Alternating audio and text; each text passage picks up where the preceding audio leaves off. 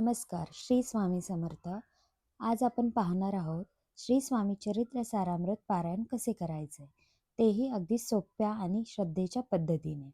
स्वामी समर्थांचे चरित्र वाचणे म्हणजे फक्त वाचन नाही, तर गुरुकृपा अनुभवण्याचा मार्ग आहे.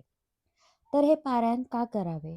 श्री स्वामी चरित्र सारामृत पारायण केल्यामुळे मनाला शांती मिळते, संकटांवर मात करण्याची शक्ती मिळते, आजारी व्यक्तीस आरोग्य लाभते आणि जीवनात सकारात्मक बदल घडतात.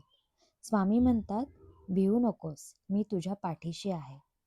तर पारायण सुरू करण्यापूर्वीची तयारी नक्की म्हणजे काय? तर पारायण सुरू करण्यापूर्वी सकाळी स्नान करून स्वच्छ व शांत वस्त्रे परिधान करावी.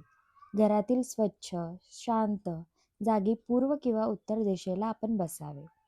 समोर श्री स्वामी समर्थांचा फोटो किंवा मूर्ती ठेवावी.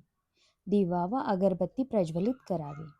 मन शांत करून स्वामींचे स्मरण करावे. त्यानंतर संकल्प करावा. संकल्प हा खूप महत्त्वाचा भाग आहे या पारायणासाठी. आता डोळे बंद करून मनापासून संकल्प करावा. संकल्प आता आपण पुढील प्रमाणे वाचायचा असतो.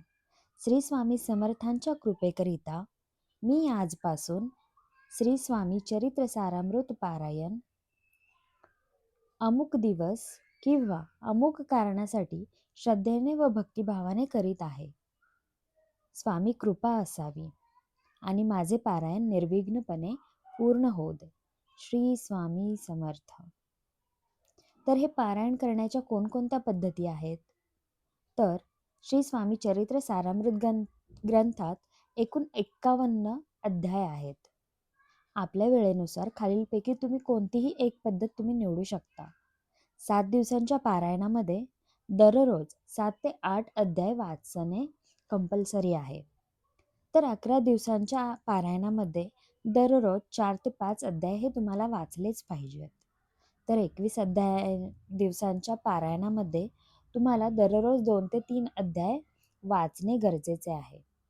महत्त्वाचे काय आहे? नियमितपणा आणि श्रद्धा. तर हे वाचन करतानाचे नियम कोणकोणते आहेत? तर वाचन करताना शक्यतो रोज वाचायचे आहे. एकाच वेळी वाचायचे आहे आणि एकाच जागी बसून आपल्याला हे वाचन करायचं आहे. ग्रंथ जमिनीवर ठेवायचा नाहीये आणि स्वच्छ आसन घ्यायचे आहे बसायला. वाचन करताना कोणताही मोबाईल, टीव्ही यापासून दूर राहायचे आहे. शब्द न समजले तरी चालतील, कारण स्वामींना भाव महत्त्वाचे आहेत, शब्द नाही. वाचून झाल्यानंतर आपल्याला कोणती काळजी घ्यायची आहे? दररोजपणे वाचन पूर्ण झाल्यावर डोळे मिटून किमान 11 वेळा तरी माळ जप करायचा आहे. श्री स्वामी समर्थ, जय जय स्वामी समर्थ या स्वामी मंत्राचा आपल्याला जप करायचा आहे. नंतर स्वामींना मनभावे नमस्कार करायचा आहे. आता पारायण पूर्ण झाल्यानंतर काय करायचं? तर स्वामींचे मनापासून आभार मानायचे आहेत. स्वामींना नैवेद्य, फळ, प्रसाद अर्पण करायचा आहे. आपल्या क्षमतेनुसार दान, धर्म किंवा अन्नदान करायचे आहे. लक्षात ठेवा, स्वामी भावाचे भुकेलेले आहेत. नियम चुकले तरी चालतील, पण श्रद्धा कधीही मोडायची नाही. तुम्ही श्रद्धेने श्री स्वामी चरित्र सारामृत पारायण केले तर स्वामी नक्कीच तुमच्या जीवनात मार्ग दाखवतील.